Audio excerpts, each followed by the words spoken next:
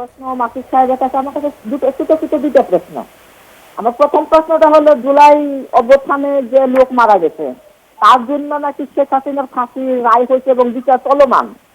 তাহলে এই যে হামের কারণে, এই ডক্টর ইউনূসের আমলে 18 মাসে তাদের টিকা না দেওয়ার কারণে এই যে আজকের হিসাব অনুযায়ী 424 জন বাচ্চা মারা গেছে, এই ব্যাপারে ডক্টর ইউনূসের কোনো বিচার হবে কিনা এবং তদন্ত হবে কিনা?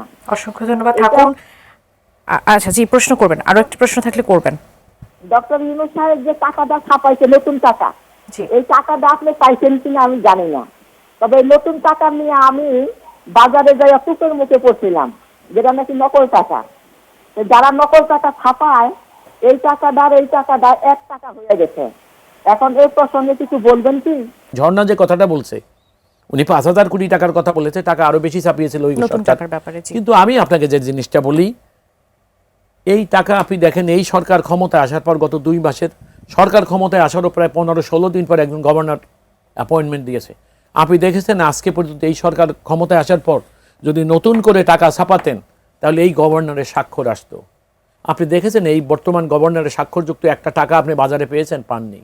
তাহলে হলো কি, এই টাকা নতুন করে যারা ছাপিয়েছেন তারা কিন্তু সেই ইউনূসের সরকারই ছিলেন। এখন এইখানটাই হলো একটা অগণতান্ত্রিক সরকার, অনির্বাচিত সরকার, যেটা দেশের প্রয়োজনেই আসতে হয়েছিল। তাদের সীমাবদ্ধতা ছিল এবং তারা সীমাবদ্ধ কাজ করবে দেশের জন্য, জাতির জন্য, সেটা প্রত্যেকটা ক্ষেত্রেই কিন্তু তাদের সেই সীমাবদ্ধ কাজের ছাপ আমরা লক্ষ্য করছি।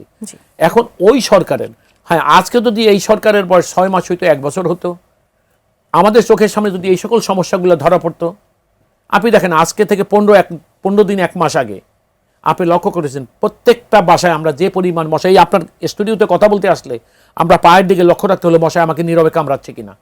আপনি দেখেন আজকে 15 দিন 1 মাসে আপনি দেখেন মশার সেই প্রকোপ কিন্তু নেই। তালুকদার, ডেঙ্গুর প্রকোপ কিন্তু শুরু হয়ে যাচ্ছে। আমি বলেছি শুনেন, এইগুলো সিজনে, এক একটা সিজনে আমাদের দেশে এক একটা জিনিস হবে, ডেঙ্গু, চিকুনগুনিয়া।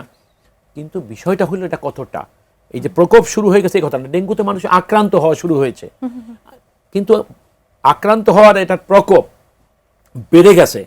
কথাটা হলো আপনি দেখেন না, আপনি আজকে ডেঙ্গুতে কয়টা রোগ, কয়জন রুগী, এটা একটা ডেটা তো মানুষের কাছে থাকে বা আসার কথা।